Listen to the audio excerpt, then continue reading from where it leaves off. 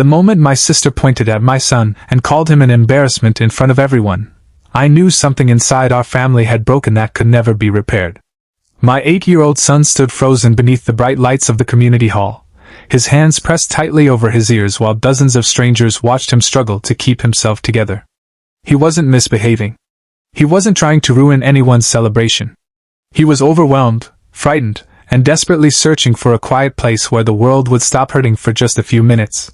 But my sister didn't see a frightened child. She saw an inconvenience. And when I stepped between them and took my son's hand, I never imagined that walking out of that room would eventually lead to a phone call from Child Protective Services. If you believe children deserve kindness, patience, understanding, and second chances, please take a moment to like this story, share it with someone who needs to hear it, leave a comment, and subscribe to Kindness Speaks. Because sometimes the person who needs our protection the most is the person who doesn't know how to ask for it. My son had always experienced the world differently. He noticed sounds other people ignored, textures other people never thought about, and changes that seemed insignificant to everyone else could feel enormous to him. He loved routines. He loved watching the same nature documentaries over and over. He could spend an hour arranging his toy animals according to size and color, completely absorbed in his own peaceful little universe. He didn't always understand sarcasm, crowded rooms, or why adults suddenly changed plans. But he understood kindness. He understood a gentle hand on his shoulder. He understood when someone sat beside him without demanding anything. And more than anything, he understood that home was supposed to be safe. I was a single father, and most days felt like a balancing act performed without a safety net. I worked long hours, managed school appointments, packed lunches, remembered therapy schedules, handled grocery shopping, and tried to make sure my son never felt like his differences made him less worthy. There were nights when I was so exhausted that I sat on the edge of his bed after he fell asleep and wondered how I was going to do everything tomorrow. But then I would look at his peaceful face and remember that I didn't need to be perfect. I just needed to keep showing up. My older sister had never really understood him. She loved him in the way some people claim to love children, as long as they behaved according to expectations. She thought his routines were stubbornness. She thought his sensory overload was attention-seeking. She often told me I was too soft with him, and that children needed discipline, not accommodation. I tried to explain that there was a difference between refusing to behave and being unable to cope. Sometimes she listened. Usually she didn't. Still, she was my sister. And because she was family, I kept hoping that one day she would understand.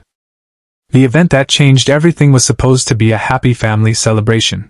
My sister had organized a large gathering at a community hall, complete with decorations, music, food, photographs, and dozens of relatives and friends. She had spent weeks preparing for it, and I wanted to support her. Before we left home, I explained to my son what would happen. I told him there would be many people, loud music, unfamiliar sounds, and lots of activity. I packed his headphones, a small comfort object, and a few snacks he trusted. I even told my sister beforehand that if he became overwhelmed, we might need to step outside. She waved away my concern as if I were worrying about nothing. For the first hour, everything went surprisingly well.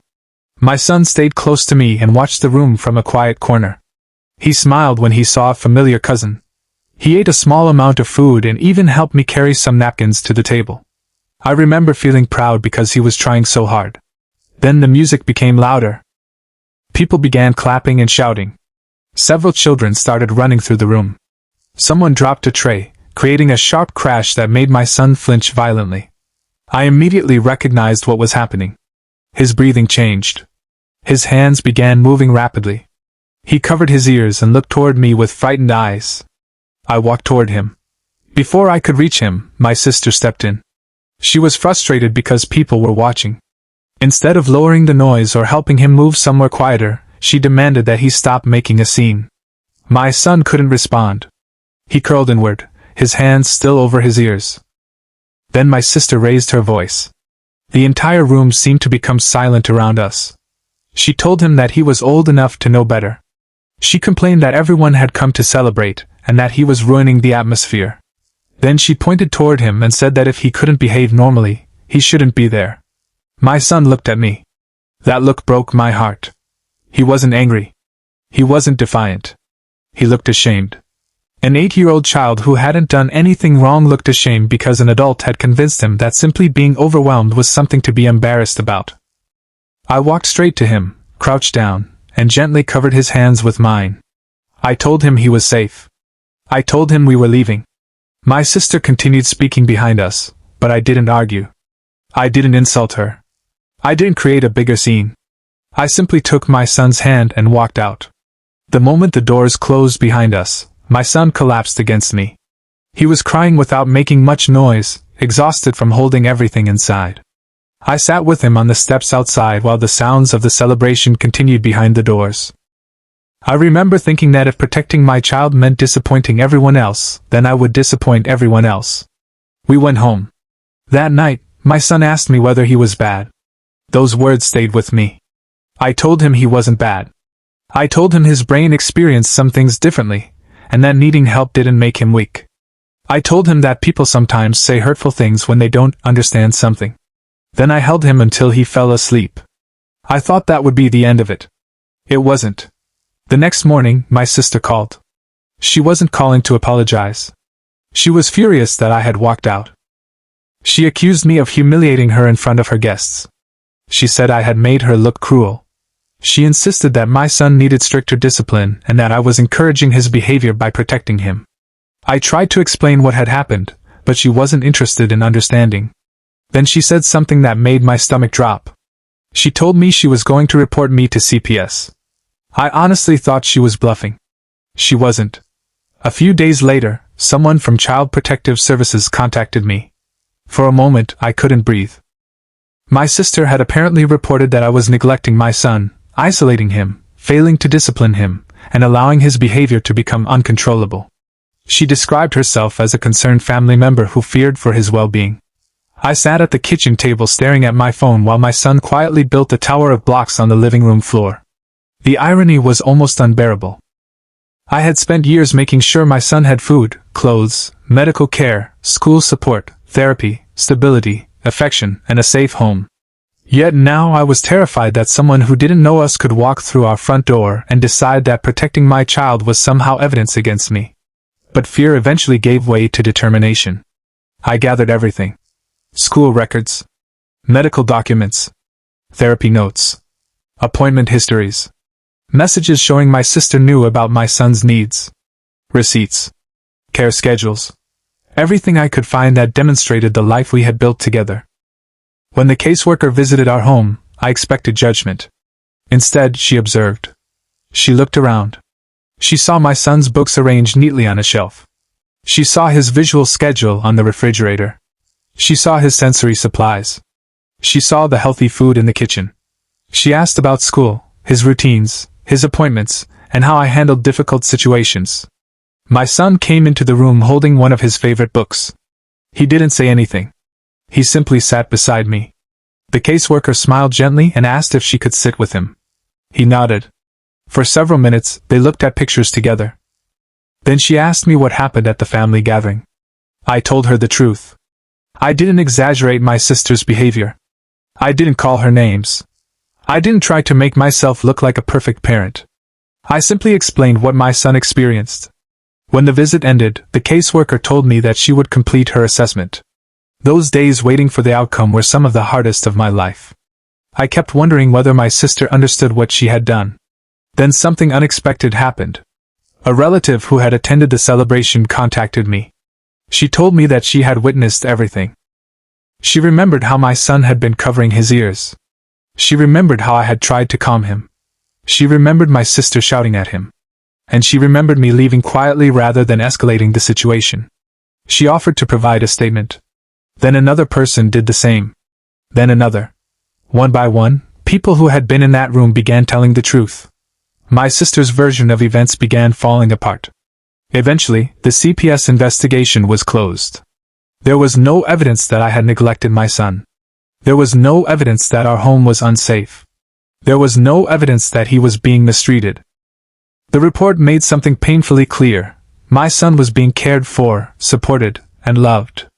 But by then, something inside me had changed. I realized that family wasn't defined by blood alone. Family was the person who protected your child's dignity when he couldn't protect it himself. Family was the person who didn't demand that your child become easier to love.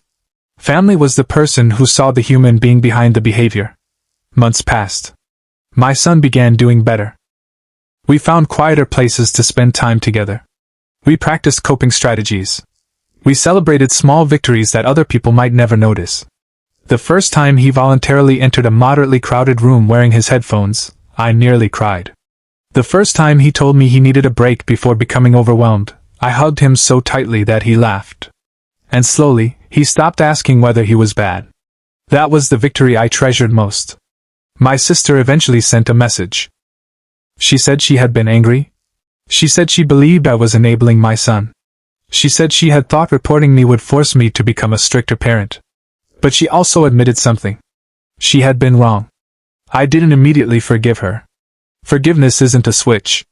Sometimes forgiveness means releasing your anger without giving someone the same access to your life. I told her that if she wanted a relationship with us again, it would have to begin with respect for my son. Not pity. Not embarrassment. Not tolerance. Respect. There was a long silence after that. I didn't know what would happen next. Maybe she would change. Maybe she wouldn't. But for the first time, I wasn't trying to force the family back together. I was simply protecting the family I already had. One afternoon, months later, my son and I were sitting outside watching clouds move across the sky. He was holding his favorite book, and I was drinking coffee beside him. He leaned against my shoulder. Then he said something simple that I will remember for the rest of my life. He told me that he liked being home because he knew I would never be ashamed of him. I looked at him and realized that maybe that was what every child needed to know. Not that they would always behave perfectly. Not that they would always fit into the world. But that there would be someone who would stand beside them when the world became too loud. Someone who would say, without hesitation, "You are safe with me." If this story touched your heart, please like the video, share it with someone who believes that children deserve compassion, and subscribe to Kindness Speaks.